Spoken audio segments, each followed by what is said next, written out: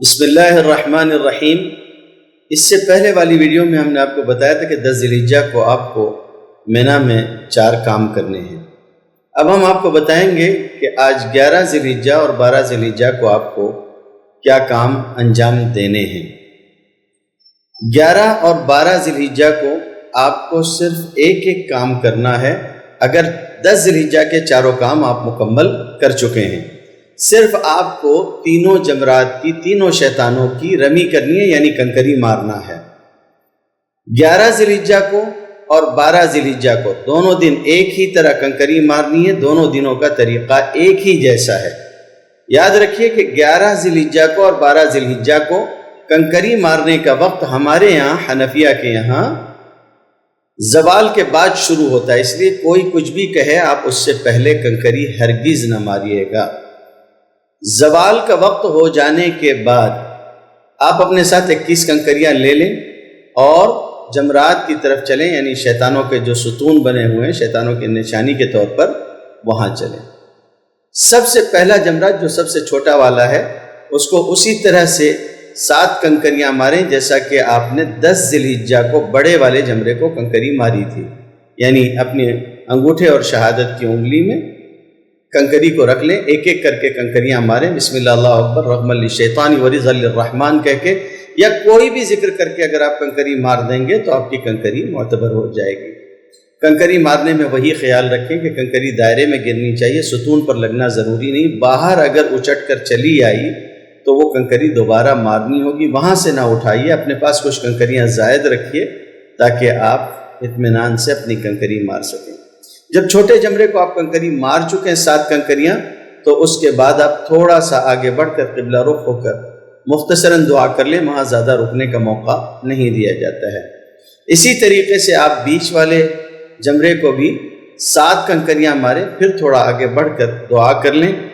آخری والے جمرے کو کنکری مارنے کے بعد پھر نہ رکیں اور آگے بڑھ جائیں، وہاں دعا نہیں کی جاتی ہے۔ اسی طریقے سے 12 ذی الحجہ کو بھی زوال کے بعد آپ کو یہ کنکری مارنی ہے۔ زوال سے لے کے غروب تک اس کا وقت مسنون ہے، اس کے بعد مکروہ وقت شروع ہوتا ہے، اور اس کے بعد پھر آگے صبح صادق تک رہتا ہے۔ البتہ صبح صادق سے پہلے پہلے کنکری مار لیجئے ورنہ دم لازم ہو جائے گا۔ اگر آپ نے 10 ذی الحجہ کو طواف زیارت نہیں کیا تھا تو 11 اور 12 ذی الحجہ کو طواف زیارت کر لینا چاہیے، 12 ذی الحجہ سے مؤخر نہیں کرنا چاہیے ورنہ دم لازم ہوگا۔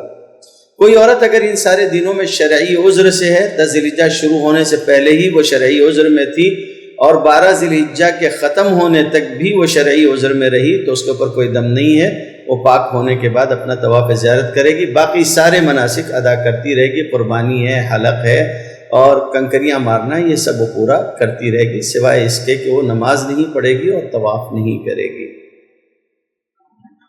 جب آپ ان دونوں دنوں میں کنکری مار لیں گے تو پھر اس کے بعد 13 ذی الحجہ کی کنکری کا معاملہ رہ جاتا ہے۔ 13 ذی الحجہ کی کنکری مارنا افضل ہے، نبی کریم صلی اللہ علیہ وسلم نے 13 کو رمی کی ہے۔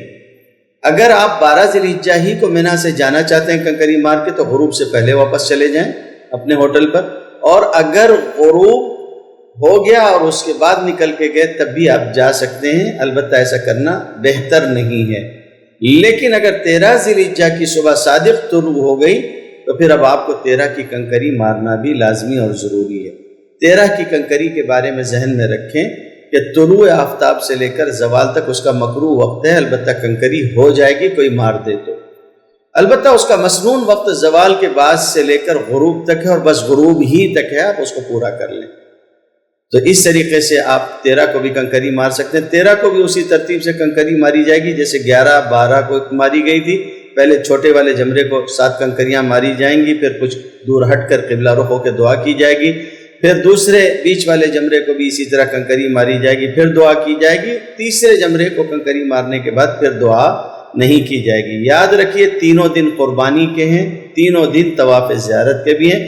اگر کسی نے پہلے دن قربانی نہ کی ہو تو دوسرے دن، اور دوسرے دن نہ کی ہو تو 12 ذی الحجہ کے غروب سے پہلے پہلے قربانی کر لے۔ جب قربانی کرے گا تو اسی کے بعد حلق یا قصر کروا سکتا ہے، اس سے پہلے نہیں کر سکتا، اور جب تک حلق یا قصر نہ ہو احرام کی ساری پابندیاں بدستور باقی رہتی ہیں۔ اس کے بعد ایک ہی کام باقی بچتا ہے اور وہ ہے طواف وداع۔ آپ جب مکہ مکرمہ واپس لوٹ آئیں تو بہتر ہے کہ ایک آدھی نفل طواف کر لیں۔ اگر بعد میں آخر میں طواف وداع کرنے کا موقع نہیں ملا تو یہی طواف آپ کے لیے طواف وداع ہو جائے گا۔ البتہ بہت مناسب ہے اور بہتر طریقہ یہی ہے کہ جب رخصت ہونے لگیں تو ایک طواف کریں اور طواف وداع کے طور پر آپ اس طواف کو کریں، طواف وداع کی نیت سے۔ یہ اسی طرح سے ہوگا، طواف ہوگا، چونکہ اس کے بعد سعی نہیں ہے اس لیے اس کے اندر جو ہے وہ رمل نہیں ہوگا، اور احرام بھی نہیں ہے اس لیے استباء نہیں ہوگا۔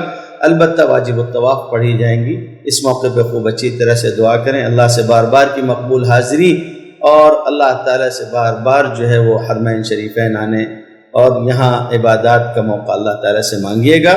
اللہ تعالیٰ آپ کا بھی میرا بھی ہم سب کا حامی و ناصر ہو۔ یہ یاد رکھیے کہ کوئی عورت اگر رخصت کے وقت شرعی عذر سے اور اس نے طواف وداع نہ کیا ہو تو ایسی عورت طواف وداع چھوڑ کر جا سکتی ہے، کوئی حرج نہیں ہے، اس کے اوپر کوئی دم لازم نہیں ہوگا۔